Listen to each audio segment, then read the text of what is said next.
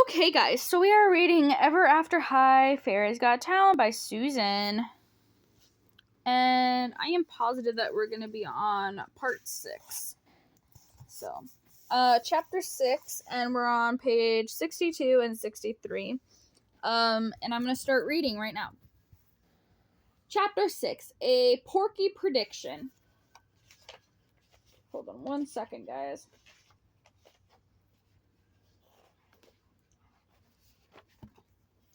After leaving Macology, Fabel headed towards the creature daycare center to pick up Spindle out of the quad.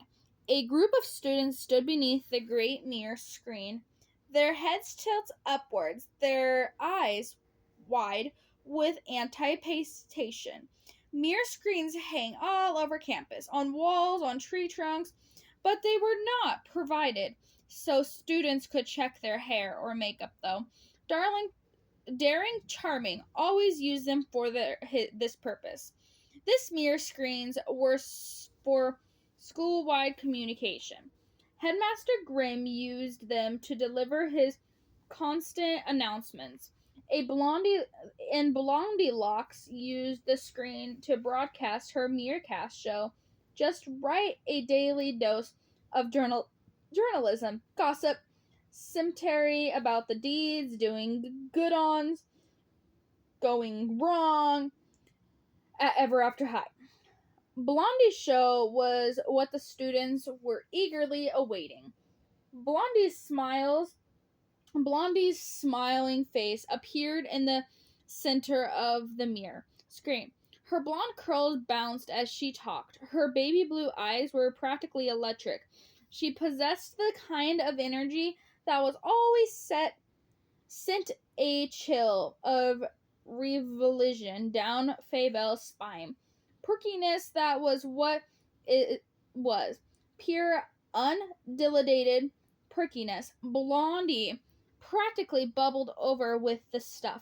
But though Blondie was an annoying chatterbug, Fabel stopped to listen. Blondie was always in the know, and that was an invaluable talent. "Hello, fellow fairy tales," Blondie said. "It's time for a brand new edition of Just Right." Theme music began to play. As usual, I have the latest scoop on what's happening at Ever After High. The theme music faded. This very day, both Fabel Thorne and Farrah Goodfairy signed up for the audition of the role of Wicked Fairy Queen in the theater club upcoming play. According to my sources, neither Farrah nor Fabel was any acting experience, so this should be interesting.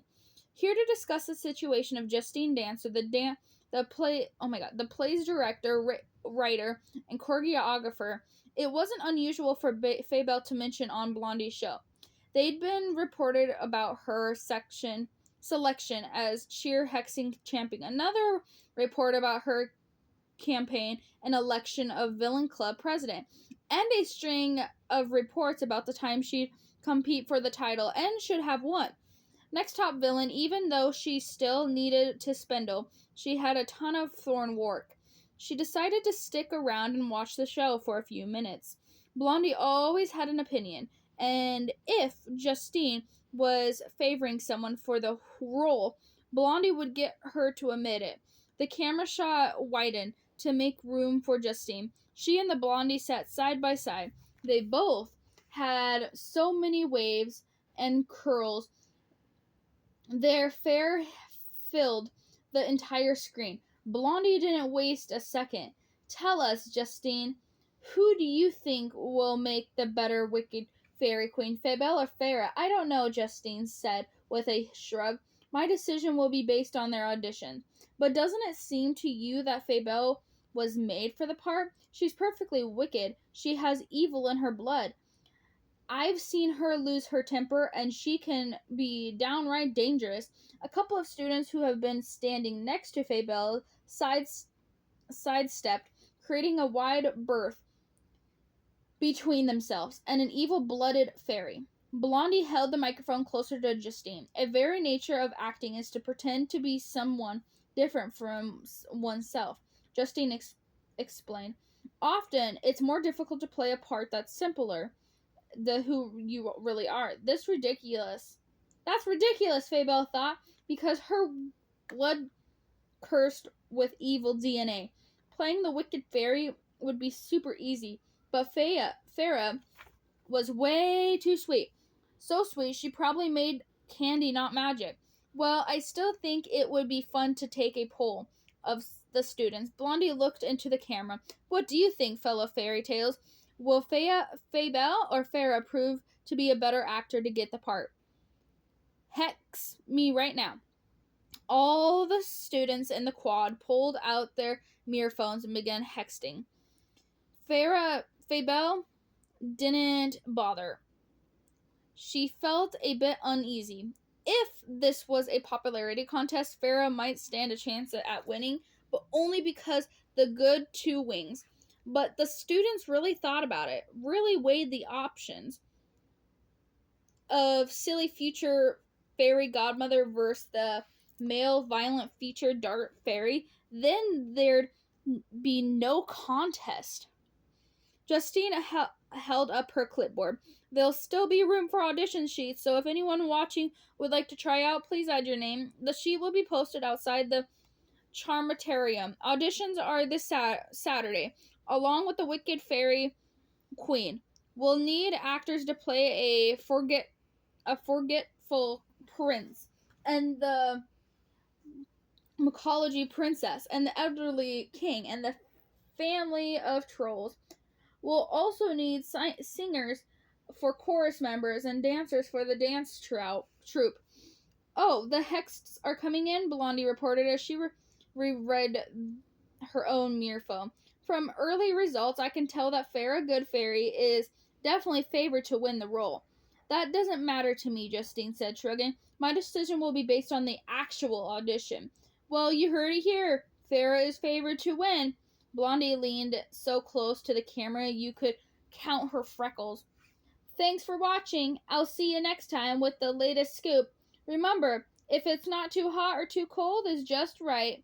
The mirror screen went dark. Everybody turned to stare at Fabel. Her wings stiffened. She felt her cheeks go red. What are you do-gooders looking at? She snarled. You know I'm made for that part. Then she flew off in a huff. Blondie's prediction would not come to pass. She couldn't read the future. She wasn't even magical. At the creature daycare center, Fabel's collected spindle. The little puppy was tuckered out. Though the hedgehog had rolled himself into a ball, the baby bear had proved to be the rambunculus as spindle, and they'd chased each other for hours. Fabel gently set him into a puppy carrier and was about to leave when Farah entered the center. Hi, Fabel, she said, but she didn't smile in her usual way. She looked a bit sheepish. Did you watch Blondie's show? Fabel said nothing. Don't pay any attention to that nonsense, Farah said. It doesn't matter what the student body thinks. It's just up to Justine. I'm sure you're much better actor than I am. She reached into the sawdust-filled pen. A little mouse climbed onto her hand. Clyde Denseldale loves coming here. There's so much critters to play with. She stroked the mouse's ear. Your puppy is very cute. Fabel continued to give her a very cold shoulder. Why was Farah being so friendly? Didn't this girl know anything about competition? Have you chosen your monologue? Farah asked. This question surprised Fabel so much she broke her silence. My what? Your monologue. You know, for the audition, you have to memorize it. I'm supposed to memorize something?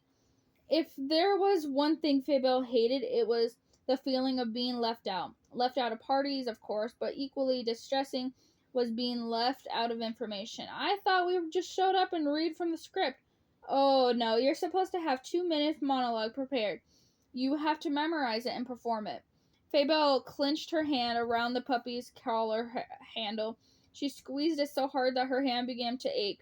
This was preposterous. She had a zillion things to do that week. She had to be perfect.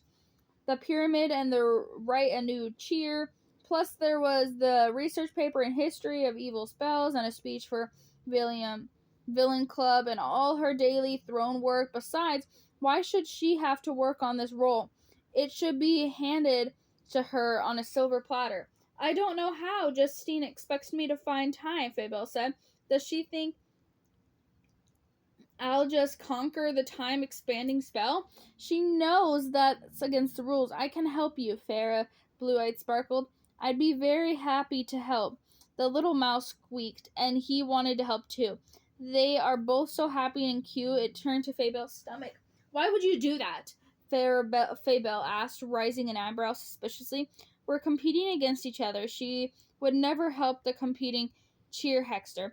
Would never, ever after. This good fairy clearly got cotton candy between her ears. The notion gave Fabel an idea. Her speech for Villain Club could be called How Being Full of Goodness and Empowers One Intelligence. I don't think of us as competitors, Farah replied with a sincere smile. Besides, it's all friendly, right? Fabel almost laughed out loud. The words friendly and competitor had no right to be in the same sentence. Competition exists for one thing, only victory. Winners ruled, losers drooled. No one ever said the opposite. I don't need your help, Fabel said. I'm perfectly compatible of doing this on my own. I never needed help. Snoring arose. Spindle had fallen asleep, exhausted from his playdates. Fabel tucked the puppy's collar under her arm and zipped out of the room. Imagine that. A good fairy wanting to help a dark fairy. Didn't anyone in the school know her place? But as Fabel rounded the corner and thoughts filled her mind, an idea of brilliant, of sparkling as fairy does. Practicing her audition with Farah would be perfect way for Fabel to check out her competition, and that would be so much easier than sending the cheer hexter just by. Then always got distracted and ended up bickering. If Fabel wanted to get something done correctly, she knew it was best to do it herself. She turned around and flew back into Creature Daycare Center. Farah was setting her mouse into a tiny carrier. On second thought, Fabel said, I do have a little bit of time right now, if you insist. Oh, that's great news. How about we go to my room? I have a book of monologues that I checked out from the library. She picked up her tiny carrier and whispered through the little window. What do you think about that, Claudicel? We're going to have guests, the mouse squeaked again. Fabel Thorne's daughter of the Dark Fairy was on her way to the room of the Good Fairy. Life after ever after was certainly full of surprises. And that is the end of part 6. See you guys next time.